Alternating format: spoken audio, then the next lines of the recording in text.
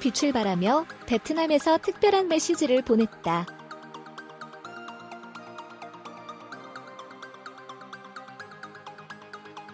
손흥민은 2019년 아시안컵에서 한국의 1위 희망을 고려했지만 마지막으로 손흥민은 김치팀을 우승으로 이끌 수 없었다. 한국은 곧 8강전에서 카타르에 0-1로 패하면서 데이트를 선언했다. 실격을 당한 후 아드른이 집중해서 최고의 육체적 준비를 하지 못했다고 시인했습니다.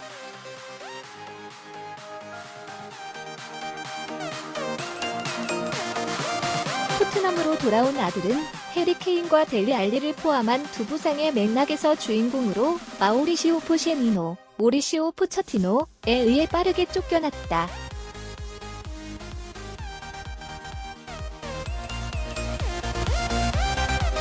선생님의 자신감에 관계없이 26세의 스타는 지난 두 차례의 프리미어 리그 라운드에서 왓포드와 뉴캐슬을 상대로 2승을 거머쥘 수 있는 두 가지 목표로 빛난다.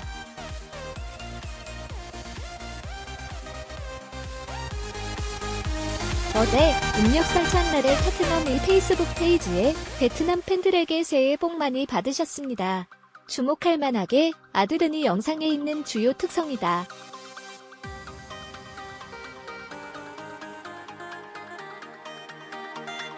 한국 선수들은 베트남에서 행복한 새해라고 화려하게 말한다.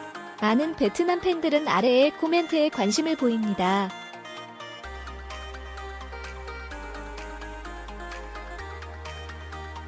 한국과 카타르 사이에는 무력과 표정 모두에서 큰 불균형이 있다. 한국은 2019년 아시안컵 우승을 목표로 충분히 강한 영웅을 소환한다. 카타르는 특정 야망에도 불구하고 2022년 월드컵의 가장 큰 목적지입니다.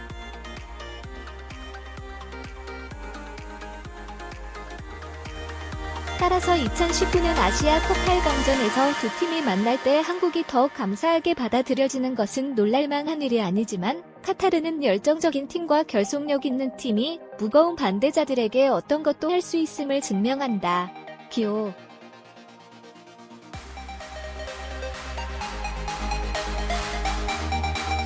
용기 있게 카타르는 목표를 방어하고 한국전에 히트를 터뜨릴 수 있는 기회에 잠복하려고 노력했다. 79분에는 압둘라지스 하템이 선제골을 터뜨리며 카타르의 우세를 막아냈다.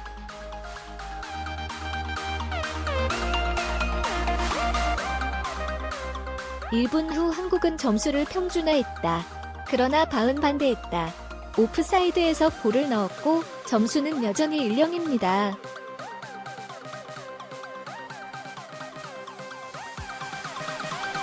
손흥민의 노력과 팀원들은 아무런 효과가 없었다. 1-0의 확률은 경기가 끝날 때까지 유지되었다.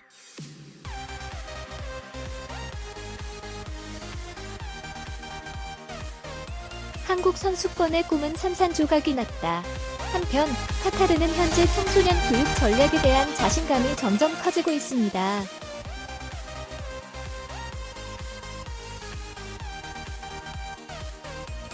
그들의 아주 어린 선수들은 집에서 개최되는 2022년 월드컵에서 경기를 하기 전에 경험을 쌓기 위해 3년을 가지고 있습니다.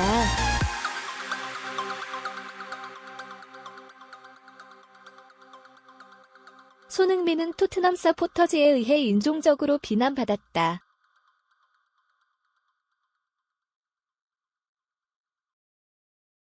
어젯밤 MU와의 경기에서 손흥민은 스퍼스의 왼쪽 날개 복도에서 매우 열심히 뛰었다. 그러나 결과가 예상과 다를 경우 그는 자신의 팬의 희생자가 되었습니다.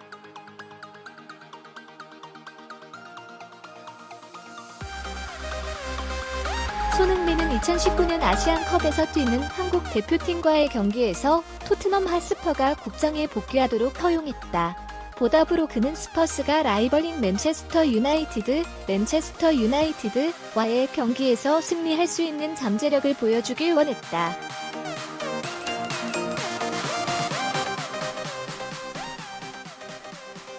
손흥민의 볼 스피드와 활공 능력은 상대방이 방어하기가 어렵다. 뿐만 아니라 한국의 스트라이커는 피곤해하는 경기장에서 상대를 밀어붙이려고 노력했다. 그러나 불행한 날에 그와 그의 동료들은 데이비드 더헤어에게 복종해야 했습니다.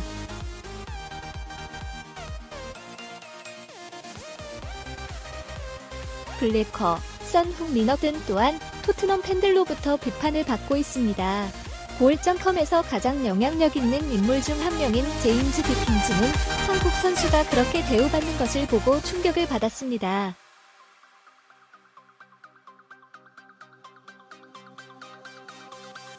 디킨즈는 개인적인 트위터 페이지에서 지난 15년 동안 나는 인종차별적인 행동을 본 적이 없지만 오늘은 스퍼스의 팬들이 역겨운 처지입니다. 보안관이었지만 그들은 미친 사람들이라고 불렸습니다. 당시 아들도 있었습니다.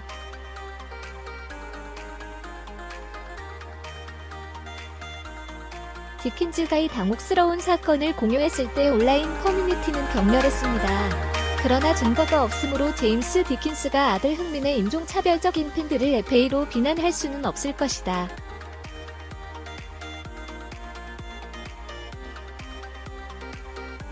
손흥민은 MU와의 경기가 끝난 직후 한국 수용차에 집중하기 위해 UAE에 탑승했다. 2019년 아시안컵에서 한국이 여정이 유리하다면 26세의 스타가 토트넘의 5경기를 놓칠 가능성이 있다.